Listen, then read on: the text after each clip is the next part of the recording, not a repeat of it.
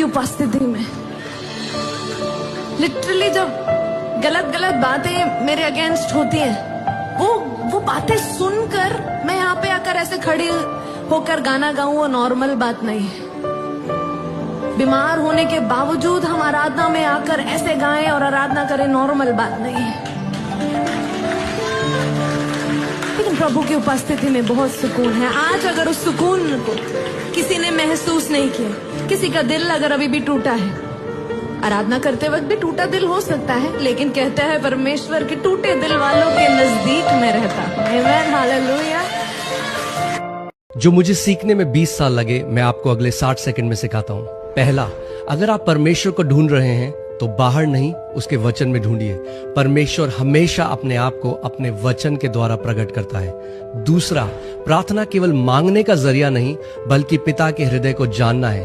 पिता उन सच्चे आराधकों को ढूंढ रहा है जो सच्चे मन से उसको ढूंढ रहे हैं। तीसरा, जिंदगी में अगर ऊपर जाना है तो एक ही रास्ता है, और वो है नम्रता। परमेश्वर घमंडियों का विरोध करता है, लेकिन नम्र लोगों को वो ऊंचा उठाता है। चौथा, सबसे बढ़कर अपने दिल की रखवाली करना।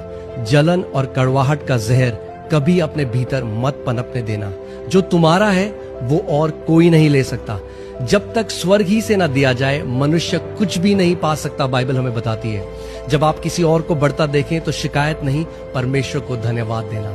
आखिरी और पांचवा, अपने माता पिता और अपने अगुओं का आदर करना। यह पहली आज्ञा है। एक हद तक चंगाई दवाइयां भी दे देती हैं, एक हद तक मिरेकल्स बाहर के जादू टोने वाले भी कर लेते हैं, लेकिन जो उद्धार है वो सिर्फ प्रभु यीशु मसीह से ही आता है।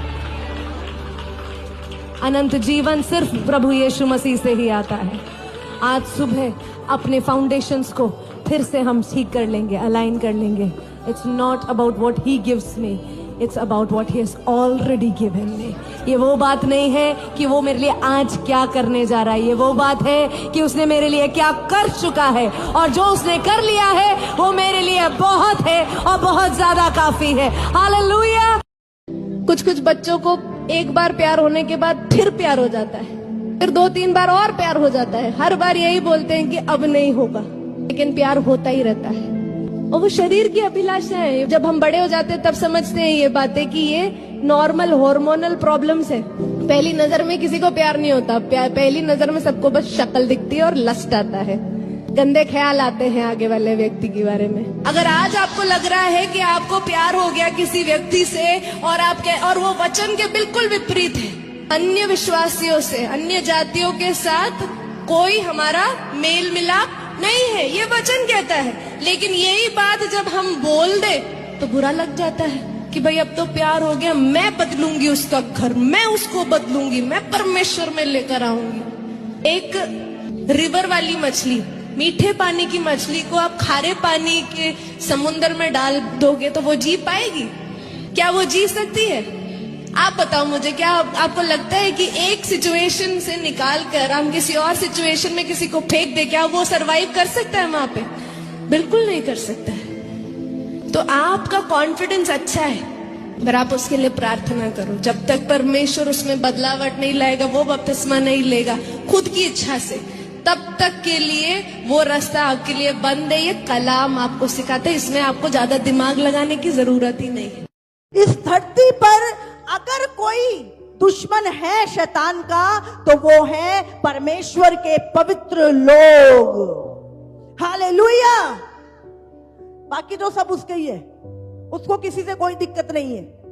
उसको अगर दिक्कत है तो परमेश्वर के पवित्र लोगों से, जिनसे परमेश्वर खुद प्रेम करता है। परमेश्वर जिससे प्रेम करता है, प्रभु उस पे घमंड करता है। ये मेरा है, ये मेरी निज प्रजा है, ये मेरे पुत्र हैं। और शैतान क्या करता है? उस व्यक्ति से जिससे परमेश्वर सबसे अधिक प्रेम करता है, शैतान उससे सबसे ज्यादा नफरत करता है। प्रभु कहता है मैं तेरी चट्टान हूं। प्रभु तू कहता है कि चिंता ना कर, आज से मैं कोई चिंता नहीं करूंगा। जैसे हमारे माता पिता, हमें बायोलॉजिकल पेरेंट्स कहते हैं कि चिंता ना कर, टेंशन ना ले, मैं खड़ा। कोई भी बच्चों को कोई भी परेशानी आए तो फटाफट पेरेंट्स खड़े होते हैं कि ना कर चिंता, टेंशन ना ले, मैं खड़ा तेरे नाल, तेरा पे हैगा हजे।